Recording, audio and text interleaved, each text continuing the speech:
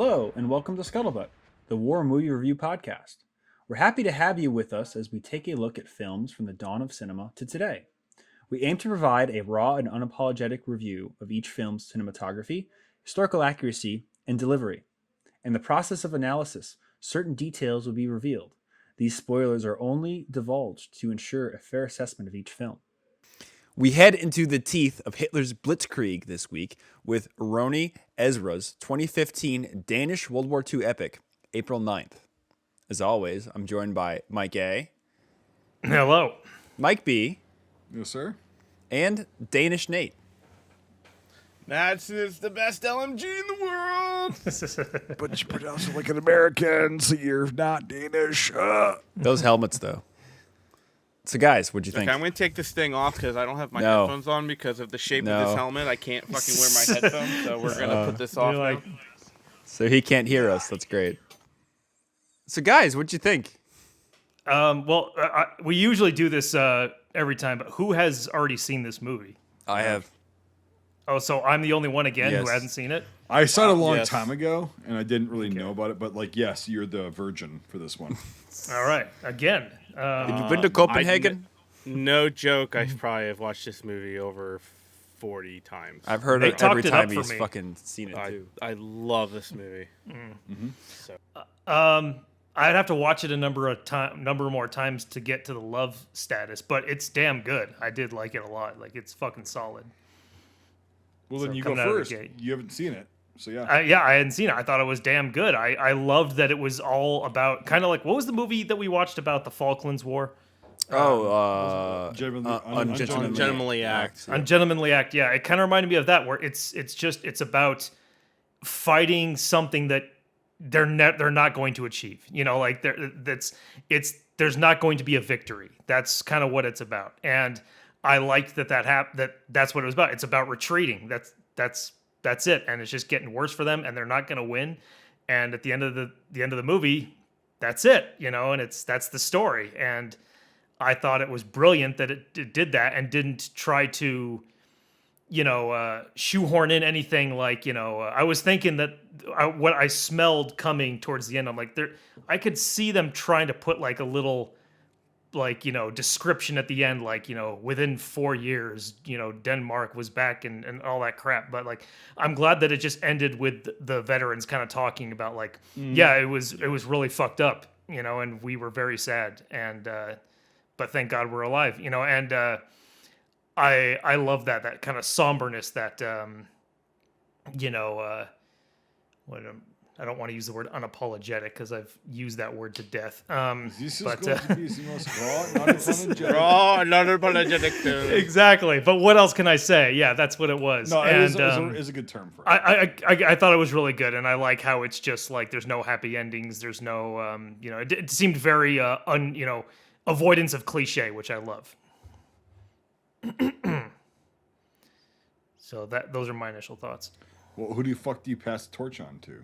Oh, I thought we only do that towards the end. Yeah, we do, but I guess I guess we're doing it now. we're just gonna go through it. All right. Well, no, like you start. He's just got snow blindness. It's Okay. getting to his head. I do have snow. Luckily, it's gonna be gone in the next fucking week. Turning into fucking Jack Nicholson from Yeah. The Shining. Oh no, it's not good. I'll It's not pass good. it on. I'll pass it on to Brian. Go for it, Brian. Yeah, it's a really good movie. I saw it a few years ago, I think 2018, 2019. And I've probably seen it like 2 or 3 times. And every time I watch it, it's great. It's got one or two, problems, if you want to really talk about it. Like there's an MG42 and it's 1940, Yeah. Right. Yeah. Yeah, but Yep. it's really fucking cool. And, we always talk about this, or I always bring this up, you really have to conceptualize these films. And Hitler's Blitzkrieg through Western Europe in 1940, was unprecedented in warfare, especially in Europe, to really have the Schlieffen Plan work. Hey, we took Paris in 6 weeks, like, holy shit.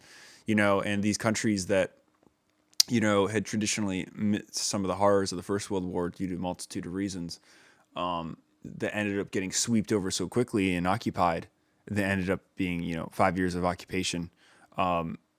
That was really horrible for them. It's really interesting to see these films that are done very well that talk about their 24 hours of fighting, or, their little bit of existence before they were swept over into this empire that, ultimately would be destroyed in 5 years. But you get that a little bit with French films. You get that a little bit with especially Finnish movies as well. There's a shit ton of Finnish World War II films. It's all about them keeping their existence.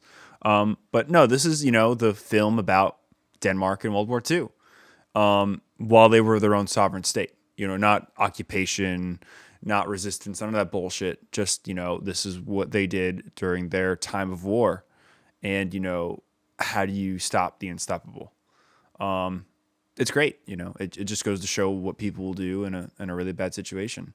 And, hopefully politics don't fail and your little country never has to go to war that it can't win. But no, it's really well done on so many different levels. And it really is one of those films that goes to show you that, soldiers in the early part of the Second World War look really fucking strange. We always think about the Second World War with Tommies and their Tommy helmets and Americans and their M1s and Germans with their Stahlhelms. But when you really want to talk about the early part of the war, when you have the Dutch and the Belgians and the Danes and the Norwegians and the Hungarians and even French. Yeah, the Romanian. Every single country has its own military and their own ways, their own customs, their own things, So the latter part of the war, 44, 45, is overly represented in films and everything. So to see this very early part of the war, basically the tip of the spear of Hitler's, Western Front offensive of 1940, is very fascinating.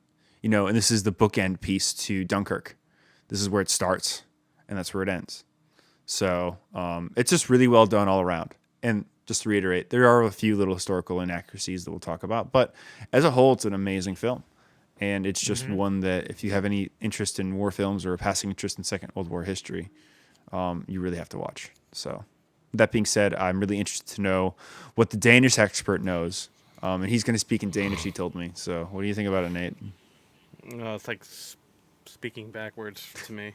But no, I mean, I didn't know anything about this film until I think 2017, 2018. Because I never knew it existed. When did you have your first erection? Yes, it was 2016, 2017. Dr. McCallion here is just trying to diagnose. Yeah. Should I have a German accent? Yeah. Vend?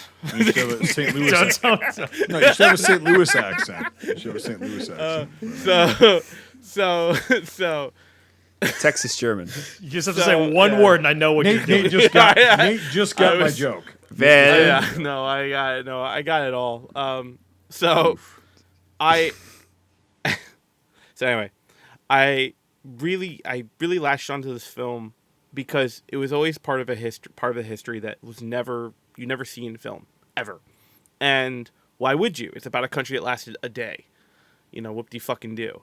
But the great thing about this film is it really does capture the whole entire day, as a whole film. It's hard to, because when you look at, if you compare it to other epics of the same theater, so I hate to say Saving Private Ryan, just any of those, it's it's a bunch of days, it's a bunch of events, it's a bunch of stuff. This is literally, I think, 9 to 10 hours of a day before they surrendered. They surrendered 3/4 way through the day. And to show how chaotic that is throughout just half a day, I think it does a very fantastic way of writing and cinematography throughout the whole film. And the editing and the cinematography are perfect. Absolutely fucking perfect. And it's exactly what I want to see in a semi-low budget film. Now, I say low budget, it's $3 million. But, there's nothing else like it. It's really quite incredible just what it is. And I love this movie. Now, I know there's a few things wrong with it. Like Brian had mentioned the 42. Yeah, I know. Talked with Mike B today. It's just technical shit. It's fine. Yeah, the helmets and stuff like that. But I have never there are a few people on, so to compare to this, there's only one or two that I know of, reenactors that constantly post throughout the world, and there's two of them that do Danish, and they have had to hand make everything because nothing exists anymore. And it's really quite extraordinary that a production was able to clone all the uniforms, all the buttons, all the helmets, all the weapons. Like there's so me being this is what spurred my Madsen love with this movie. And going through, like, there's some Madsen faux pas. Like you'll see switches from cut to cut that we'll go over that go from the original Danish Madsen to a 1946 Bifong Madsen. Like there's a reason they're cutting in between, and it's so, but you don't notice it because you're just so ingrained with it. The tripod's fucky. I don't know what the fuck's wrong with it. Still haven't been able to track down why it's like that, but it's just really awesome. And there's such great character development. Music is phenomenal because it's so simple, and it's simple in the sense that it's not overwhelming, and it just does a really, really good job. So that's enough me jerking this film off, but it is no joke, I think it's one of my all-time favorites, if not favorite World War II movie. Like there's not much that reaches that on me. So it's really, really quite awesome, and I love it. And also, fuck you, Mike B. I want a Danish Krag, and I can't fucking find one for under $1,000. It's fucking killing me. So, yeah, fuck you. So what do you think, Mike B? Yeah. Now that I've put it on a pedestal for you to beat it down unmercifully. I'm gonna beat it down. What the fuck? What's with all the negative waves? I'm gonna cut off your Johnson. It's a beautiful film. It's a beautiful film. No, actually, yeah. Besides, like what you were talking about, I'll just get this out of the way right away. There's a couple technical errors, but who gives a fuck? Also, I'm not an expert on Danish uniforms and whatever, like for this time period, because there's very few people in the world that can be because of what you just said. Most of that shit's gone. And it's like, okay, we know what they have. They've got a few surviving examples in museums and whatnot. And I think that's what they must have had to pattern these uniforms and equipment off of for that. They had to. For what I know, they did it with museums, and then they tailored a lot of reenactors within Denmark who do it. Mm-hmm. They tend to wear out Romanian uniforms because those still exist in plethora. It's the same color. Almost the same color, and then they tailor it. They cut it. They just tailor it and cut it to be a different cut, and it matches it almost exactly. So that's what I think they did for this, but I don't have any. Yeah, and that's the thing is like, so I'm not going to comment on the uniforms and gear, except for the fact that they look good to me. I've seen original pictures of Danish troops, in 1939 and 40, and I don't know. That's the thing is I just don't know. There's one thing that I do know that we'll talk about later, but this film, the way it was shot, the way it was presented, the way it was, whatever, is like really fucking cool. Because again, people don't understand that Denmark, they were invaded before France, by the way. This is in April. This is not May of 40. This is in April. Pre-Sedan. Right. And so it's like Denmark got invaded and the Danish government was like, what do we do? Like they said in this film, and they're like, if we resist them, we're going to be viewed as more of a threat. And it's just going to make things worse in the long run. And I agree with that. I actually do. Like, I don't think the Danish government made the wrong decision. Looking at history, the Danish soldiers, their duty is to resist all threats. They were also fucking so under-equipped. Like, they had nothing. And it shows that in this film. Like, it's like, yeah, you've got rifles that are fucking from 30 years ago. You don't have ammo. You don't have fucking food. You don't have enough inner tubes for your fucking bicycle tires, right? You're following a bicycle brigade. Like, it's not like you're following tanks or so bicycle brigade going up against a fucking armored column with not even tank. Well, I'm sorry, Brian. Just let me do about 20 more seconds. Not even just like motorcycles, but like armored fighting vehicles and light tanks, the Panzer I Charlies or Panzer I Cs.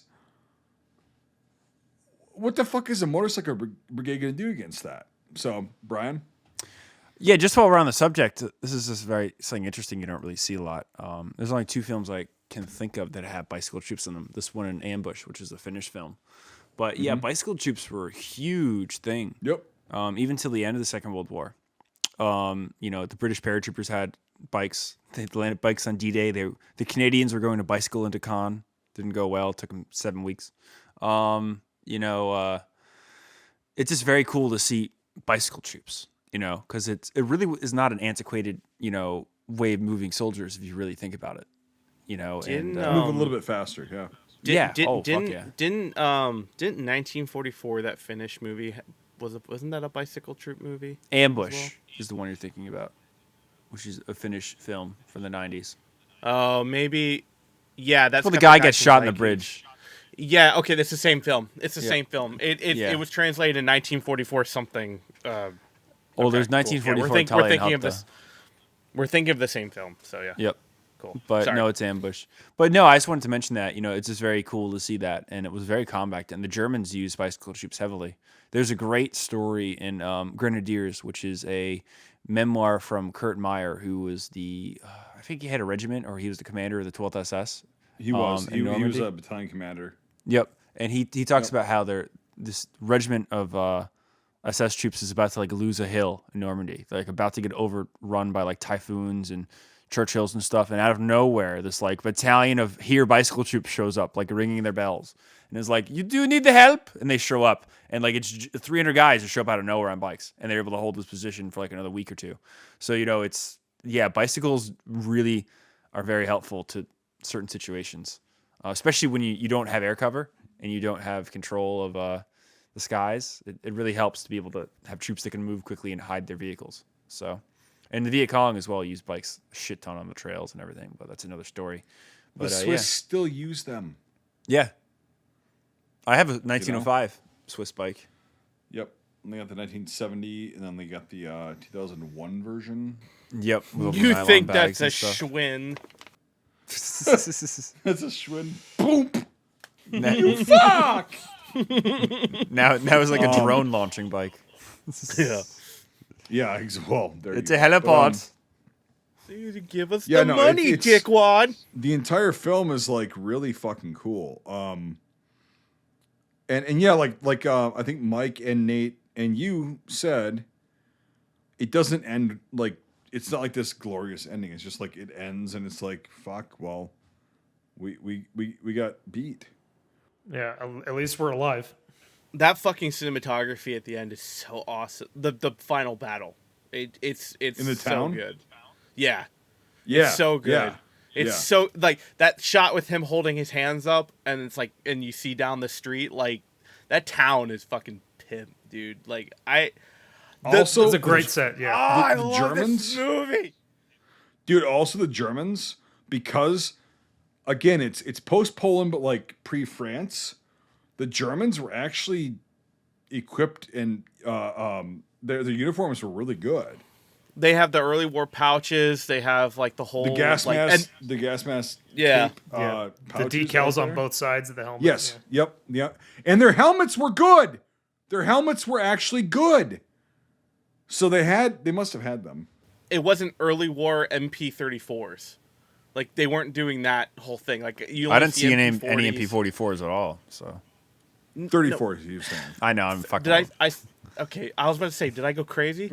I thought I said 34. Because we can't see your face, Brian. Your fucking shitty little fucking New England fucking weasel face. Just a really random tangent. I went to a funeral this week, and it's for a very good friend of mine, and he happened to live in Delaware. He was from New England originally.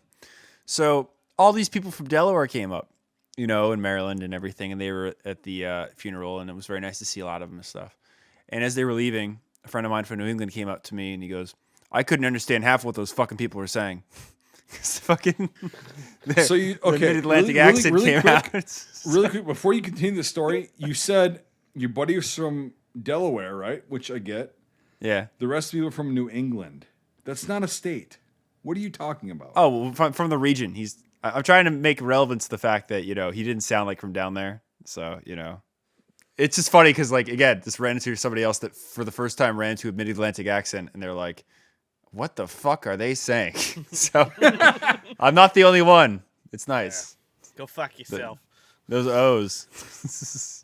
Those O's. O's. Those O's. Hey, brother, yeah. We're going to get down here and eat some zaw, That's not what I sound like. I was like, dude, It it's is what like you sound like. it's like not you sound how I sound like. It's not. When you're paying attention. I just told him at the end of it, my buddy who asked me that, I was like, listen, it's like, sometimes you're living in the wire, and you just have to get to the end of the episode. So, sometimes like those people are real. So Oh, God. anyway, not to have a segment into Maryland, Nathan, but it was pretty funny. Except for a couple episodes, it goes back in. It's okay.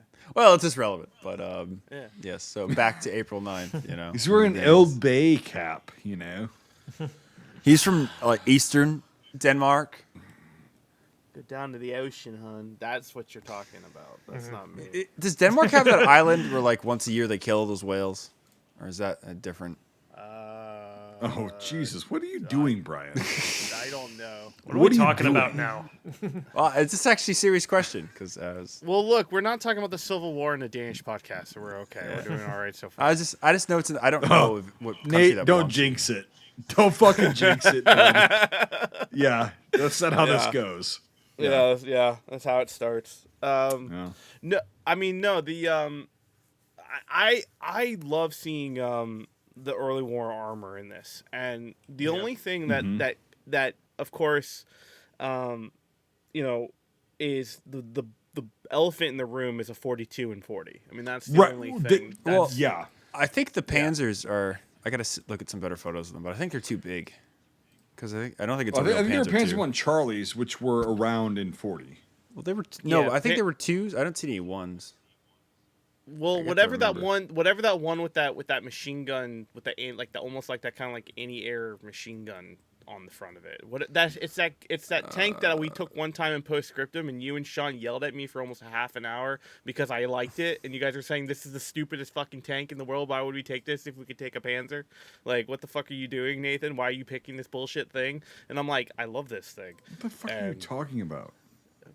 Postscript, it's okay. Anyway, the Anyway, back to real life. Point is that you don't see those tanks in film. Like, you don't. And the fact that Well, No, you always I- see the Early heavy Early like war the tanks you Panzer never IVs. see. Yeah. I was curious as to if that was some kind of mock-up or if that was So yeah, original. there's a 221 and a 222 and then a Panzer II. Yeah, Panzer I II thought it was Charlie, a Panzer. right? I thought it was a Panzer One. No, it's That's a Panzer II. Charlie. It's got Okay. the dual machine guns. The Panzer one's Yeah, it's- looks a little different. No, it's got a 20 millimeter on it. It's a Panzer Well, II yeah, Charlie. but I mean the dual guns. And then they have a radio controlled version, which is the 221, and then the 222 has a 34 and a 20 millimeter in it. Yeah, but these all look like made armor. There's only 3 222s left in the world, and there's 2 in the States and 1 in Europe, and none of them drive. So they're definitely reproductions. A lot of them are built off Land Rovers. So these actually are probably built off Ferrets, it looks like, which is a British armored scout car. Well, we'll get there when we do the IMFDB part. Yeah, I think it is but, on IMFTV, yeah. But I love seeing that, and then no, it's cool. It's very close. To Yeah. what it Yeah, because really looks like, but- it's not like these fucking Panzer IVs that you think about when you're thinking about the Blitzkrieg, right? Dude, when they did that initially, like in Denmark and France and in fucking Holland, it's like, Well- no, they're very light armored vehicles, and the opposition had nothing to counter them with except the anti-tank rifles. Yeah, the anti-tank rifles are incredibly important, but the big part of the German Blitzkrieg at this point were the motorcycle platoons and companies, where basically, they would just find heavy resistance, scoot around it, because who gives a shit if you hold a town and if you can't get supplied, that's all that matters. Just Right. The Germans would just find the cracks and then just go like water through a fractured rock, and these mobile assets were just so important. The heavy armored it was columns very would fast, come later. very fast. Oh yeah, incredibly fast. Yep. But only 1/10 of the German army was mechanized at this point. It was mostly for the whole war. It operated through horses and old school logistics. But the tip of the spear, Yeah, but the guys that were the first initial forces, yeah, would be mechanized because they're like, Oh, yeah. okay, let's go up and do this. motorcycles, armored cars, light tanks, infantry. So This is yeah. a very interesting period of time because Yeah. basically, 1918, 1919, the West is like, we won the war to end all wars. And the Germans were like, why'd we lose? And they spent 20 years figuring out why they lost. And then in the fall of 39 and the spring of 40, they showed the world that they figured out, how to win. And they did. It's incredible. Within 6 weeks, April to mid-May, they basically won the war, and or sorry, the early part of the war at the time, because it really wasn't a world war yet. It was a European war, because we really have to conceptualize these things. Well, dude, no, you gotta get back to September '39. You have to, because they did the same shit in Poland, right? Well- it's a similar experience in Poland. Like they rolled in with these vehicles that were armored, and the Polish had armored vehicles as well, but they were like very much more light and Tankettes. whatever. Tankettes, yeah, exactly. And so this kind of same scenario happened over and over again, but in a very small amount of time, and that's why they were able to span so much ground so quick. It's very interesting because basically, to sum up a lot of research, from September of 39 until June of 1940, the Germans were able to basically knock out Poland and Western Europe. The only thing they were not able to do was to knock Britain out of the war. But in that time, 3 things also happened. They lost a lot of tanks in Poland and France. Yeah. They lost a lot of tanks in Poland. It was very serious. Like, people don't realize they took a lot of heavy casualties in Poland that they didn't expect to take. They also lost a shitload in France, like a Well- shitload more in France. Exactly, but the plan, what happened in Poland really affected the plans for France, like a lot. Secondly, when they went into Norway, the Battle of Narvik happened, and they basically lost the German destroyer fleet. So the German Navy is crippled as of mid-April 1940. And lastly, the Luftwaffe begins to crack and shatter during the Battle of Britain over the summer and fall of 1940. So this German weaponized machine that we all talk about from 43, 44, 45, if you watch most of the movies ever made about the conflict, had already shattered 3 years before. It was the reserves of the reserves of the reserves. It's like, this is such a long period of time. 1940 was the pinnacle in like the moment, and then they lost, and then 41 Operation Barbarossa, that was it. They won the first 3 wars, and then they couldn't keep up. 'Cause like I mentioned earlier, like, it wasn't a world war until really the summer of 40, when it expands outside of Europe, Eastern and Western, and then it becomes this big giant conflict that draws the rest of the world into it. But the Germans were able to win. They mechanized themselves to win a European war, and they did. But then it didn't end, and it didn't end, and it didn't end, and it didn't end. Oh, and then it's Stalingrad, and then yada, whatever. But this is the beginning of all that. This is the very beginning of Hitler's. We've thought about it for 6 months, because the whole planning about I forget the case number of it. Because the Germans had like color codes for everything, like case blau and everything and shit. I forget which the one. I think gelb, but it was a color. But long story short, they was a lot of time to figure out how to attack the West and how exactly to do it, to copy World War I or not. And long story short, the Germans went through the forest 3 times in a row between 1870, 1914, and 1940 that the French said that the German army couldn't go through. So, good job, 70 years of the Germans doing the same thing. Anyway, That's actually very true. Yeah. It always leads to Sedan, or that northwestern passage, to France. And that's like, oh, how do you lose? But Well, like they said in the film, like that one civilian woman said, "Yeah, we were Germany before," right, how it changes. So, and so it's like, yeah, I was about to comment on that, is that a lot of the Danish government didn't think Germany would do anything, and so that's one of the reasons why they weren't preparing, with any trench lines or any they weren't wanting to look like they were building up, because it was 2 things. It was, they didn't want to antagonize Germany to say like, hey, we don't want any part of this.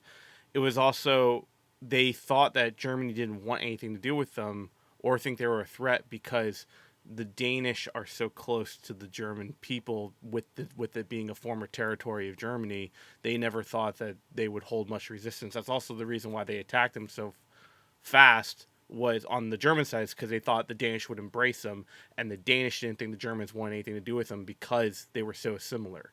And that was one of the things that I've read through people within Denmark who have said, like, we didn't think the Germans wanted anything to do with us because we were similar of mind. Like, we have a connection to the past and the former empire, so why would they want anything to do with us? And that was kind of from what I've read, that was the rationality of not building up any form of defenses on the border line prematurely, and then also not to antagonize Germany, is what I've read. Well, it also like realistically, it would not have mattered. It really wouldn't have. Oh no, I mean, it would have cost a lot more lives on both sides. That's it. You know. Oh yeah. So I'm kind of yeah. Yeah. I mean, war, any conflict is bad, and with the Danes being so outmatched, it would not have been good.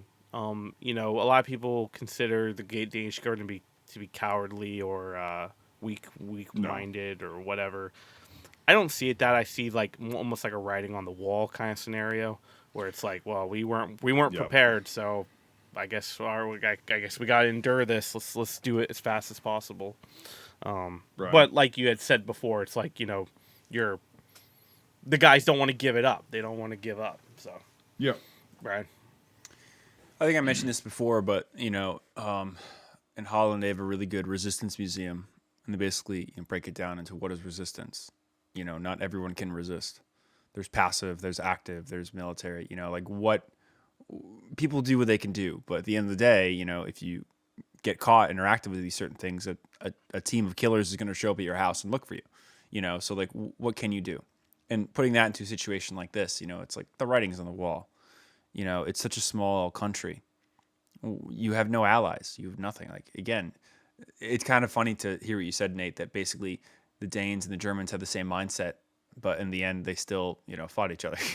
It's like, why are you, they don't care about us. It's like, they love us. So it's just like, they had the same vein of a similar thought, but they still ended up going to war, Well, and like what was portrayed in the film was like, basically nobody's coming for you. Like, they're like, oh, we got reinforcements coming, right? They're like, no, they're not. We got nothing. And like, nobody is coming for this. It's like, oh, okay, we're fucked. And all of the the commanding officers have like this look on their face and the attitude of just like they foresee what's coming. Yeah.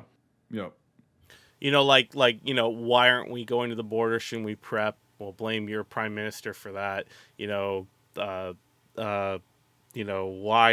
are we? Have we should have lost voted communication? centrist. Is anyone coming? Yeah, if is anyone coming? No one's coming. Here's some ammo. Here's some stuff. Good luck. It's going to be a long day, like that kind of thing. And Jimmy Fallon showed up on a Jeep and gave me some mortar rounds. He'll be back. God. Ugh. Yeah. Bam! If you get that one. You guys are going to be surrounded. Just Give me a paratroopers, bam! Bam! Oh, God. And then he laughs at his own stupid joke, and no one's laughing with him. And then the room fades, and it's Jimmy Fallon late night show. Anyway, It took you 47 episodes to realize that, Nathan. God, fucking hate interesting that guy. segue. Yeah, right. I love the fact that there's nothing but Danish actors in this movie. And trust me, if you look at IMDb, because you can't pronounce a single one of their names. Oh, the one South Africa guy. What are you talking about now? They all got O's with lines through them. Well, I'm not even gonna try. The guy from Game of Thrones, who plays like the uncle and from the Greyjoys, like that's the main guy. That knows it. I can't say his name. If you watch the show, you'll know. You try to fucking. How about this penis? Yeah, no, post it in penis. the fucking post it in the No, chat. I'm gonna post it, and you fucking tell me how the fuck you pronounce this. Pilo Esabik. Yeah, and Pilo Aspect. Okay. Pilo Esabik. Pilo It's not- Aspect.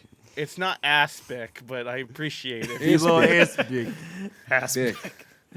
No, it's Bick. Oh. Bick. Oh shit, that is Euron Greyjoy. Yeah. See? I didn't realize Mike that. A knew Yeah. what I was talking Yeah. about. Yeah. Hey, Mike A, what do you think? Pillow what? is big. About what? about Peter Asbeck or whatever? I don't Yes. know. Asbeck. I just know Hello, that Asbeck. he was Euron Greyjoy in Game of Thrones, and I just now realized that after Nate said that. Yes. Can't Really? recognize him. Yeah. That's what I. Aspic. It's what I said, and you told me, "What the fuck? They were going to know the reference." fuckstick. Dude, oh yeah. Oh yeah, he was. Yeah, my God, yeah, Yeah. Hey, ass dick. definitely was. So You're on Greyjoy. Yeah. Yeah. What a piece of shit. You play the character very well. he did. He also played this guy really well. I like how he's kind of a non-character. Like there's no backstory to him or anything. He's just some dude trying to do his job the best he can. All these characters, you're dropped in with no backstory. You're just launched Nope. in, and you care about every single one of the characters, and you see the character development through each one of them, and and even the minor ones, you see the character development through it, and I think that's the really cool thing. It's like, there's even the small little nuances of him just calling them by their numbers, but at the end of it, the last skirmish, he's calling them by their last names. Yeah. So like, there's even that character. That's There's a lot less to worry about, to be fair. Like, there's a lot less to fucking consider. Yeah. But it's one of those movies to where like the actors were what made the characters. Yeah. On paper they're just names, but their performances is what made them. Yeah, none of it was like super stupid, like, Hollywood, like, over the top. It's just like, no, these are all just dudes Yeah. that are put in a really shitty spot.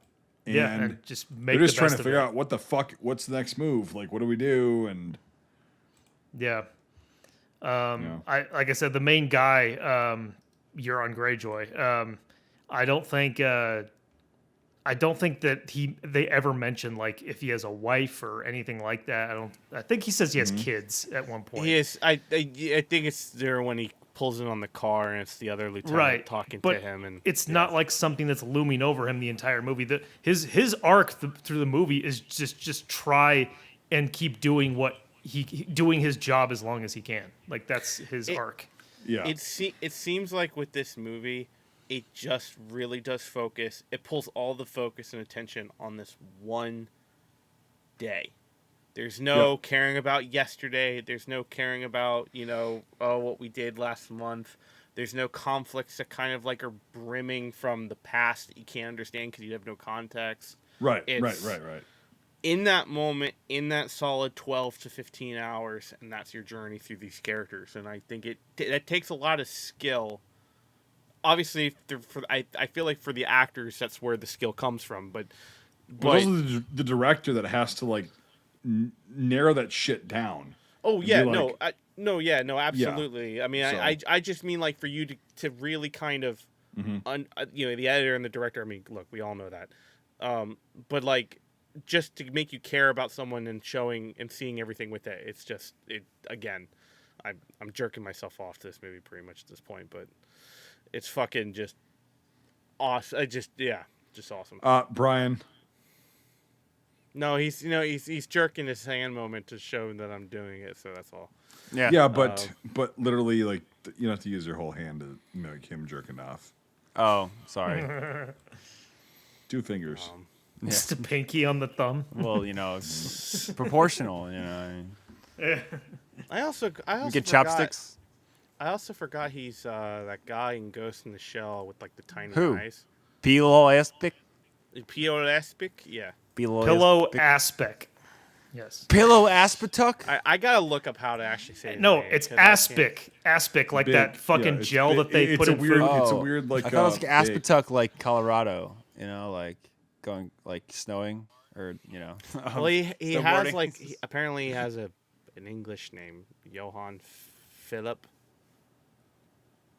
Yeah, what? So, your yeah. camera. Oh, wait, you got fuzzy for Or a is it second. blurry as shit? Yeah. We have the soft fucking- focus for the day. Yep.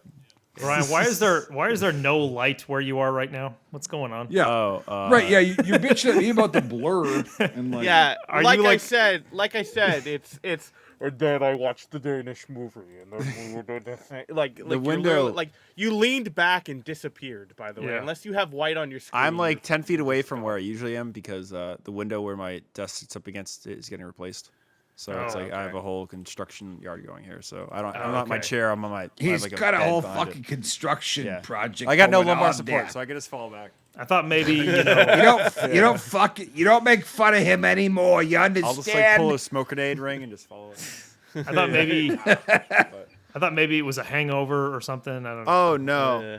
no, yeah. Well, I just again have the support, so I'm riding my bed. So that sounds really wrong. That is pissing me off. No, thanks, Brian, for pointing this out. But like, Now that he mentions it, yeah. what the fuck? Like, how It's is like the I- third week in a row. I know, but like now he noticed it, and I'm just like, how the fuck do I fix it? Like, he said that. what the fuck is going on with this So fucking thing? so while Birch figures out his soft focus from the 80s, there is oh there fuck is- you, Nate. Fuck There you. is some interesting rating, like the ratings on this movie. I get it, I'm a fanboy, so but it rates like a 6.6 out of 10 on IMDb.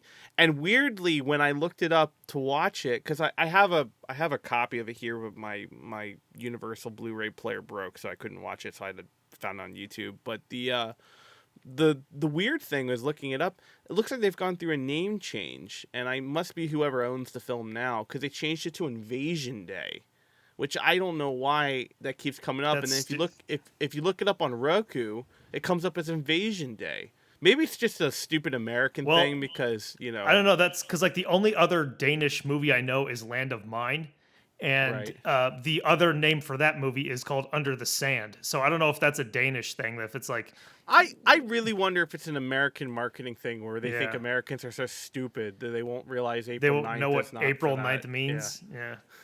It's like, no. Sorry, In- Mike keeps poking his camera with his finger, and it's just No, like okay, we're good. Now. We're actually good we now. good We're now? good. Yeah, Okay. I can Okay. read your Finally shirt, so you're So, good. Yeah. It's Yeah. funny because there's two movies. Well, there's actually, I think Flamin' Citron is based in Denmark, and it's horrible. I think The Resistance Banker is in Denmark too. So anyway, there's two like military style like conflict whatever films about Denmark, and one is about the invasion. The other one's about taking all the fucking mines out of the sand. Like Yeah. I- Land of Oh Mine. yeah. I Land of have Mine, not that's what I seen just Land of mentioned. Mine because I know about a few certain scenes I don't want to see. I can't watch Land of Mine without. Why not? It's great. I'll watch it for this eventually. but- dude? What? Dude, it's What? not bad. It's not Okay. bad. I can't watch that movie. Why? Because a dog dies, and Oh. I can't, and all of a sudden, dude, That was a fucking I, spoiler. That's great. We're not even talking about the fucking. How film does we're the talking dog about. die, Nathan? I'm not saying just a dog. Is it in the dies. title? I don't. Is it? I'm just wondering. He gets I hit just by a did- car. This whole thing is. I thought so it was a fucked. bus. Anyway, So, okay, well, real quick, Brian, you've Go never ahead. seen Land of Mine? No, I haven't. I haven't either. Nope. Okay, it's good. It's on the list. it's yeah. good. It's surprisingly like hardcore. Like I was surprised. It's like it's I've heard a kind lot of it's good a- things it's, about it, it's yeah. of the same caliber of this film, I think, in production and everything, and it does really well. The Danes do a really good job. yeah. The Danes do what the just like Troll Dane- Trace. You know, the Dane do know what the they're doing. Dane do. If only the Danes would have been able to source original 1923 helmets, or just finish them like they actually were. So, with that being said, Danish is very weird because like a lot of it sounds like fucking Viking speak, German speak, and then also there's a lot of things that sound very English. Like you could like there's I should have pulled these examples, but like there's things when like I'm listening to it, right? And I'm looking at the subtitles, of course. And all of a sudden I'm like, to there, and I'm like, oh, okay, to there. Oh, interesting. But yeah, it's weird because the Danes invaded the UK in like what, the 12th century, 11th century. I'm a they- byproduct of that. Yep. Yeah, it was like a back and forth thing. List for a of long English time. words of Scandinavian origin. Torsk is codfish. I don't think that's. I'm not saying that fucktard. No, I'm I not know, saying but- that fucktard. I got but a like, bad list. Oh yeah. No, I'm saying like there. It's just you can see the influence of Danish, or their fucked up weird language. I mean, the most I heard in it was like, okay, that sounds German. Like that's like there are a number of Well, words. it's very Germanic, but it's also Right. like there's a lot of words that you can understand as an English speaker. Well, I was gonna say that is that they're like when they would say "come in" on the radio, they would just say like "come in" like in English. Come in. The Scandinavian languages as a whole, to like most Western ears, are fucked up. Denmark is really similar because it's still on the continent. You know. Yeah, Like, exactly. Yep. The Baltic Sea really, has changed the languages a lot. Like Finnish is fucking strange. Don't get me Finnish is wrong, like like, really it's- old school. Yeah, it's a very interesting language, and it's like from very nomadic and Russian influences and things, but Yep. Norwegian and Swedish as well. It's just like fuck, again to Western ears. Well, then you get this bastardized version of a bunch of these languages coming together with Yeah. the nomadic Celtic tribes and the fucking whatever, and then here we get English, and it's like even like as I've It's watched commoner's videos of tongue, like you know? a guy speaking English in the 12th century and the 14th century and 16th, and like as it goes on, it's like, oh, Shakespeare, that's where it really started turning to where like there's modern English, because before then it sounded a lot more Scandinavian. So yeah. Anyway, Nate. It was it just as a comparison, and we'll jump on to IMFDB probably. We can't talk about the fucking helmets. No, we can. I was fearing we talk about it while we do that. Don't worry, I'm not gonna cut you off. Don't worry.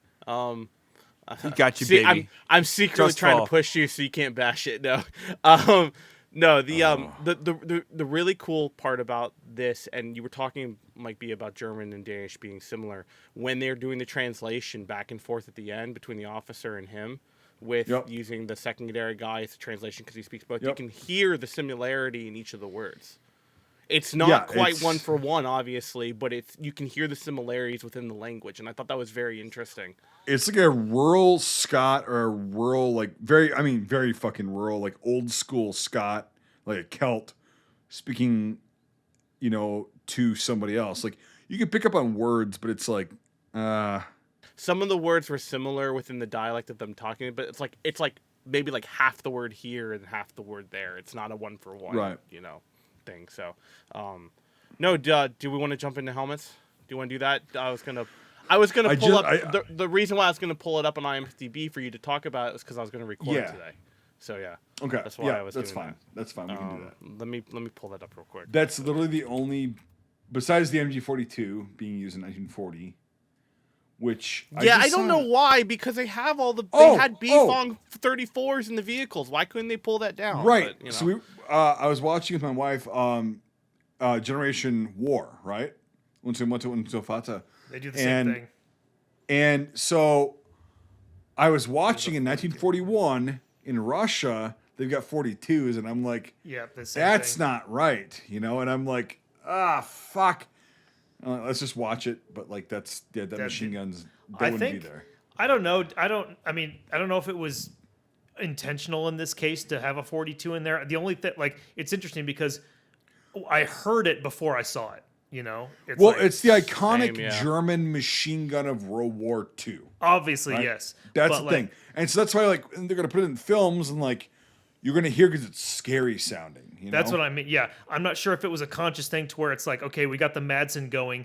Let's have the 42, like to give like a representation of how fucked they are. Basically, like this is our machine gun. This one's shooting at us, and it's much. That's more exactly what it was, I menacing. think. Yeah, And it's like it's to give a representation of like the Germans are so dude. You could have a 34 and they would still be outgunned and out fucking class. yeah. Like 34s still fire really fast. 34s are fucking amazing machine guns. Mm-hmm. They really are.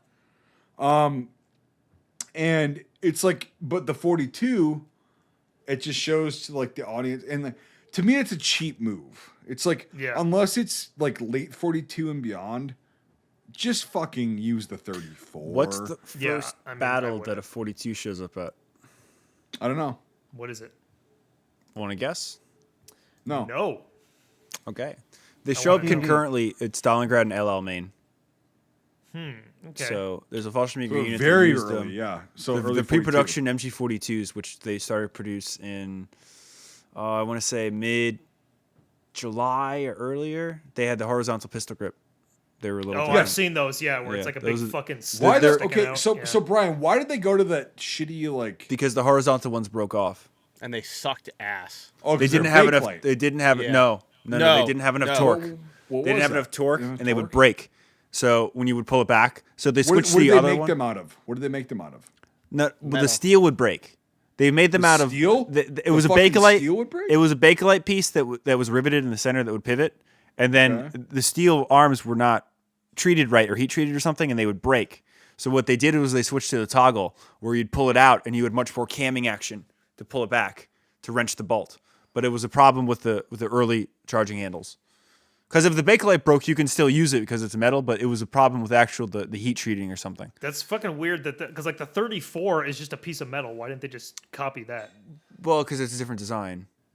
Yeah, very And different. because yeah. it's a roller versus it is interesting that they didn't go to a metal handle, but that's probably from their experiences in Russia and stuff. They were like, oh, well, let's make it out of plastic because that would be better. But then obviously that didn't work for multiple reasons. So they switched back to metal with a camming mechanism. But those guns, they were called pre-production MG42s. And they were made until March of 1943 when they switched to the production MG42, which is with a toggle charging handle and everything else that we know. But most of the early pre-productions you see well into 1944 on the front lines everywhere because they made a good, I want to say 50,000 of them or something crazy.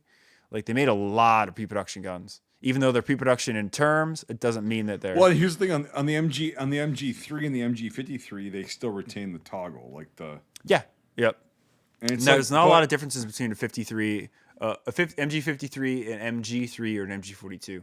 It's really a cyclic rate and a few small things. Like Mike is kind of saying, like, why the fuck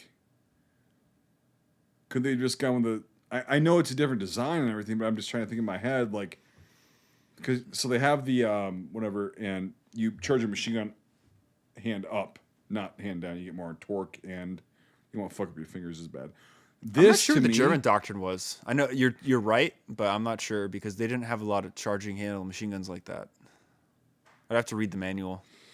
Yeah, it's very weird. But anyway, yeah, so that like they put that in movies a lot when they just don't have the nerdery knowledge that we do because it's like, Yeah. oh, it's fast firing, it's scary. So it's like, It's it's not it's- accurate, dude. Yeah, it's an icon. It's an icon. And the 34 is just as fucking scary, dude. Well, it's like they had how many? 40 of them, 60 of them at Omaha Beach. When those guys came, they were Hitler's buzzsaws, right? Bump those numbers down a little there, Denmark. Oh, so 80 or 90? It's like golf. Like, The 34 is a lot more easy to control, and therefore it's a lot more like accurate, which is like more scary because it's going to hit guys instead of just okay, we got a shitload of fucking lead flying at us, problem- which sucks. the problem with the MG42 was the ammunition.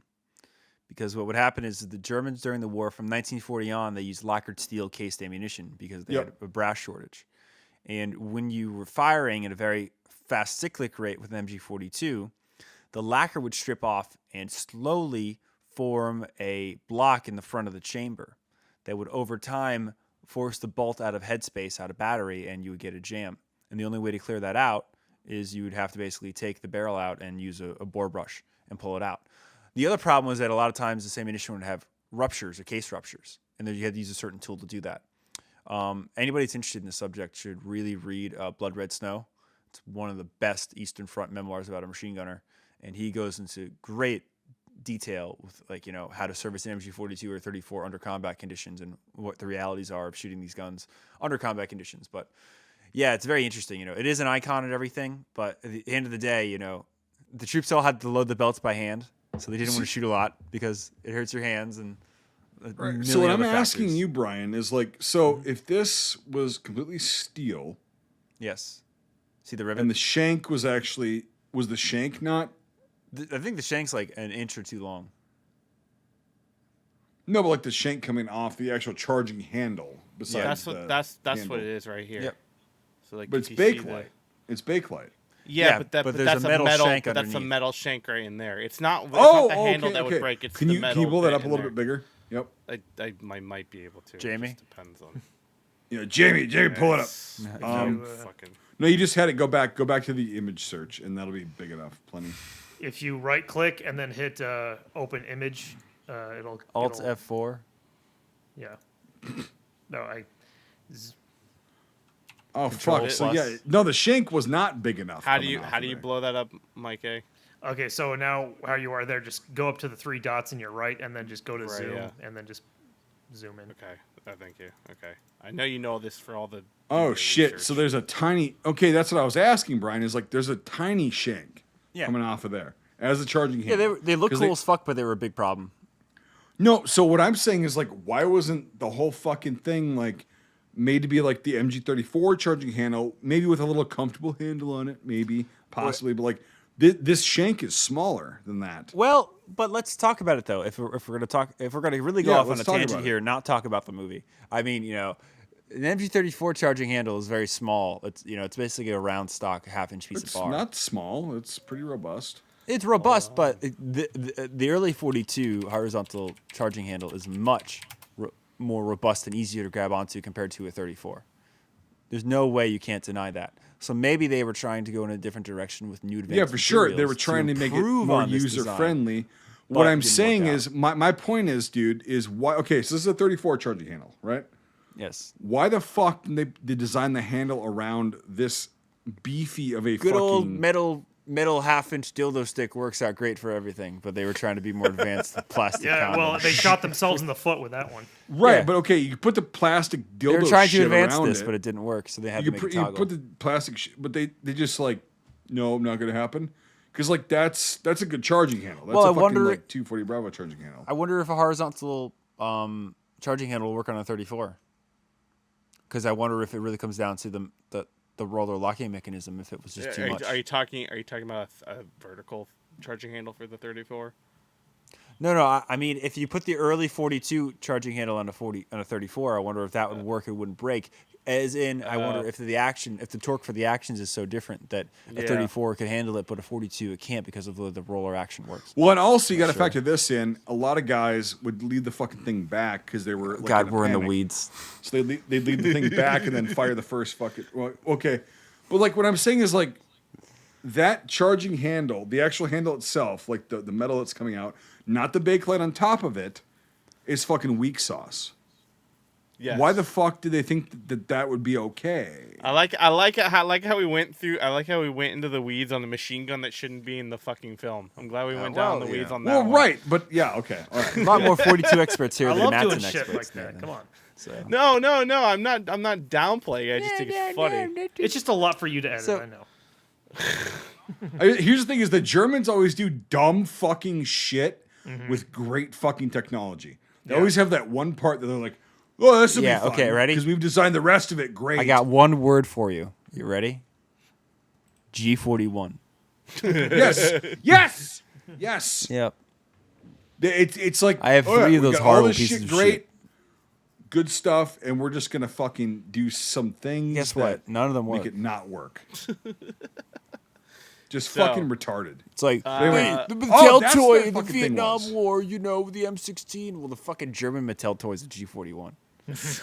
They found dead soldiers next to jam G41s in Stalingrad, man. Like, Well, yeah, that part's actually fucking yeah. Okay, I'm out That's of what the happens weeds. when you I'm find sorry. when you have a G41 No, in the it's all winter, right. right, Mike? No. I'm sorry. Yeah, that's what happens when you fry some eggs in the Alps. Nice. But yeah, so yeah, I did not so- know what this fucking pistol was, so I'm glad this is coming out. Good old Bergen. So I am FDB. Follow along. I'm at this one we're actually gonna have on YouTube so you can actually see what the hell we're talking about. This is a lifelong pistol I want, and unfortunately, thanks to the Mandalorian, I mean, it doesn't help. They were expensive before the Mandalorian, but now after the Mandalorian, they're only $5,000 beforehand. Now they're fucking like $3,000 to $5,000. Is this now, and it's another just- is this another firearm that got butchered by Star Wars? Well, not No. butchered, but No, they actually kept most of the integrity of the firearm. It's just, thankfully, now that the 3D printing's a thing, people can make their props without having to butcher the fucking original ones. it's not the 80s anymore. Yeah, so like that is the saving grace of that. But this is off of the Mandalorian pistol, and it's a Berkman 1910-21 and I knew that before seeing it right in front of me. Yeah, I had no idea what this was. So I'm glad that They Does it they shoot normally lasers? yeah they shoot Largo, and so Yep. it's like this. There's some really interesting, like after World War II or even before World War II, they you would see them have extended mags, and then after World War II, you see people who would like retrofit MP40 mags to fit in the bottom of those. no shit. Weird. So yeah, so it's like you Jesus. still The original you'll Mag see 10? yeah, you'll see like pictures with like a super long magazine like sticking out the back, and they're just semi-automatic pistols, but they're so weird. So- But they're such a cool action, because if you pull back on this toggle, like that's how you cock it. So it's like It's a it's- 1896. Yeah. yeah, so you just pull it straight up back, and it's just that's the camming action. So I mean, I've seen The Mandalorian. How do they lose? It's like a pretty powerful Yeah. pistol. you dude, know? I've that safety switch is so stupid. Yeah. It hurts. It bites you, bites the weapon in your hand. Yeah. Well, because if you CNR did a wonderful video, but they were saying that when they were doing it, they would fire it, and it would be like if you had a fat finger and if it were to kick, or you rode the kick or whatever, which it shouldn't with 9mm Largo, but you have a chance of hitting the button and dropping the mag. Oh. Like that's like one of the Oh. things. So Fuck that. It's Yeah. the same retardation as a C96. Unless you Yeah. got little tiny fingers and little tiny Yeah. hands. Yeah. Not user friendly. Your fat Wisconsin hands won't work. Sorry. it is literally Dude. I want that. But You need I yourself that. a 2 World Wars, buddy. Yeah. Yeah. The other one I really want is a Krag Jorgensen. Remember that time we Krag used these Jorgensen? on Cuba and they didn't work? And then With the know. huge Krag front Jorgensen? muzzle end. Yeah, the Krag Jorgensen. Yeah, it's Krag. Krag Jorgensen. it's Norwegian design, right? Yep. Yep. And then the Danes, I think the Danes are the only ones that have like this really big fat end to them. Is that a bayonet lug? Yeah. That was the late 1800s. That was a late 19th century thing. But they kept going. I had for a 98 long a million years ago. It was okay. 89, you mean?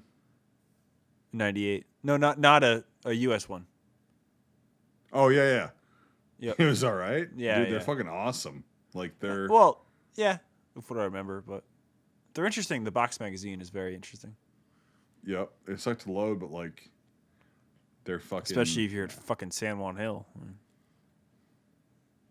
I did love how you saw the pack all set up with the helmet strap Yep. on the back of the packs there, and that's the whole reason why there's a hole in the back of the helmets like that. Yep. The Romanians did that shit through the fucking 90s. Interesting. Well, the Germans had a leather strap for their style helmets at every part of the war, but once you have to wear your helmet all the time because you're losing, you really don't need a strap to put on your belt. Yeah, exactly. So let me point this out, because this is a good. I'll come back if I can't find it, but that's a great picture to show the original Madsons versus Okay. the one.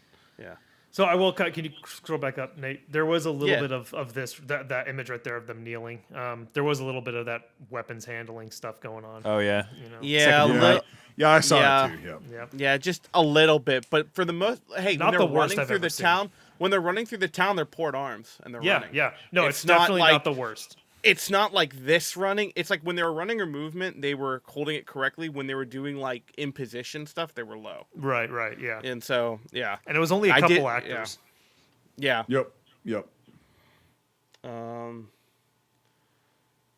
Yeah, the K98 obviously.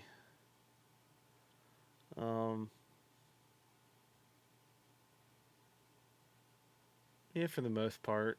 I mean, a little one were low already. Yeah, That's not that bad. That's no, it's not bad. yeah. I've seen photos of guys like that. So MP40s, the really early ones are very interesting looking, and these are not the correct looking ones because they should No. have slab sides. Yeah, Yep. they Yep. should Should be. have that. They should be what 38s at this 38s, point. yep. Yeah. Well, no. Oh, 38s. that's a good point.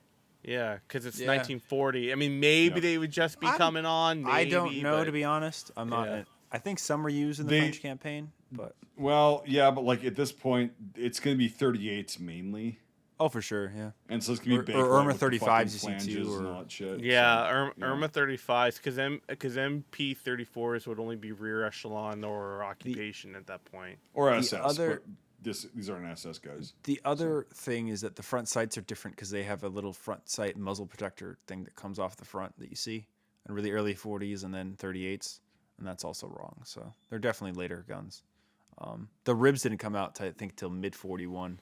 Yeah, So 41 that's the or classic, 42. yeah. Machine gun from the war is that they perfected in 41. But when you get these early campaigns, it's like, well, I mean, good luck trying to find one of those for a movie, though. Yeah. What's funny is that there's a guy in the States that's making them right now out of Kentucky. Oh, that's good. Yeah, he's making the best MP38s ever made. And there actually is a company in Europe that's made them for a good 20 years. Good MP38s and 40 semis. I don't think Not I've- to say, again, it's hard to get, but, I don't think I've ever seen like a war movie where like you see MP40s with slab sides or anything like that. I think they're always the ones with the ribs on them. wait till Seek, Strike, Destroy. Fucking, we can get some really wacky early war stuff. I got a G41M. Sucks to be you. Oh, here's the star of the show. The Maston? Mastodon? Die. It's actually I die. used to talk to a guy from Denmark. He was a Danish soldier. He was in Afghanistan, and it's Masson. They don't pronounce the D. It's Masson. Yeah, I know. But Yeah, I'm and American, so- so I'm but, gonna say like- Madsen. Yeah, that's I was like, yeah. I mean, Madsen, yeah, Yeah. of course. But like, Yeah, no, it's Masson. I'm American. I have a pass. So yeah. So let's go in chronological order of the things we see with this gun. What is up with like the Lafette or whatever they're using for it? Okay, so yeah, so What's so a this Lafette? thing right here. Don't I say so that. so Well, when what I does it mean? Do you actually know what it means? Lafette? I mean, does it just mean tripod? It means tripod in French, yeah. Okay, yeah. Oh, but people won't know, though. Where's the alternator? What's an alternator? Let's talk about the Lafette. Yeah. Le fit. So the it's weird because from all the research I've done with the Madsen tripods, even the early war, even the original Danish ones from the Great War, and even interwar periods, I've never seen one with this bracket. So I don't know On the what front, the fuck on the front. this bracket right here. I don't Yeah, know what yeah, this yeah, is. yep. The rest of it is fine. It's correct. It's this bracket on this traverse that I don't know what that is. And I thought Is this it some was shit that they jerry rigged? Well, I And- think it's a see. I thought maybe it was a Bren, and so then I combed the beforehand before we did this podcast. I combed the Bren. It's made from tripods. MP43 blank fire adapters. I couldn't find anything that has this same kind of mount. But the clasping mechanism of the front is the same mechanism that they use for latching it in the tripod on the original Madsen. So is this one of those things where it's like because it's early fucking war Danish and pre-war Danish that it might be impossible to find? I can't find any pictures of something with the same setup. See, this is a 1946 Madsen. This is not an original. This is not the Right. the wartime one. I also don't think their wartime one is real. I think their wartime one is a mock-up. But this Madsen's the 46 Chilean Portuguese models that you see constantly. That one is I mean, it's correct. I mean, it's obviously working. Looking on here, you'll see two different kinds of things. You see it here without the flash hider. Now, I wonder if I can't see close enough for this one. I think this is personally the flash hider just pulled off. But then the flash hider's on here when they're firing. So it makes me think that the BFA is installed in the flash hider. So they go from making it look like a correct, I'm using quotation marks, correct Danish Madsen, but then when they need to fire, they put the cap back on. Because you have the same thing here on the movie where you'll see it off, and then you'll see it on, and then you'll see it off, and you'll see it on. But I can't see the areas where the threads are or anything like that, and I think they have like a fake end to make it look like the original Danish Madsen. Because I'll pull up a picture of it real quick, just because I'm that nerdy. The one that they would want to go with would be, there's a great website here. Modern Firearms has a great look of it. So the one you would want to see in this film would be the 1929, which is this one. That's cool as fuck. So you can see how it's got this flat nose cone. It looks like they try to replicate that with a fake end, but the shroud is different. This is like a weird, like, insane variant with the shoulder, but they would look like a kind of cross between this and that. But the shroud would be more of this kind of alternating kind of square look. The really early ones are obviously that one. And that one's really awesome too. And that's what you see in the Russo-Japanese War in World War One. Same with this one as well, which is super cool. The stubby little one down there. So I Those almost are cool got as that. fuck. I almost got this last year, but I didn't have Indonesia, enough right? money. Yeah, and I'd also have. I would have had to work with a SBR in the States, and I didn't want to fuck with that. I was like, nope, don't want to fucking deal with Yeah, that. those magazines are like a quarter circle. Like I've never seen those where it's just like, so curved like that. Those were mainly made for the Dutch Indies, I think. Yeah, You Dutch have a West lot of Indies. rebels to shoot. Yeah. And this is the one that you see mainly. You see this one or this one here in the States. But they are, again, super cool. Like, I thought maybe it was this, but when this unfolds, you don't have that bracket there that I'm talking about. So Maybe so if we go back here, there's the AA spot right there. But I don't know. Maybe There's no bracket there. Maybe the prop they were using was broken, and they're like, Yeah. we need to have the machine gun stick to it somehow. And the arms guy like just said, I welded this to it. That'll keep it there. Right, and which is what I think it is. Because normally what you would have is that the original setup is that you'd have a monopod that fits in the back of the stock. So there's a monopod that inserts into the stock. So you could have it on a bipod, but then if you don't want to hold up the gun itself in the back, you can put it up on a monopod, and that lifts it up for you. And then you can do your adjustments like that. So you can kind of turn your bipod into a tripod, like almost like a jerry-rigged tripod, but it's not as good as an actual Lafette. So yeah, that's my spiel on Madsons, and I still will give my left nut for an original 1902 Madsen. So if you have one, I'll give you my left nut.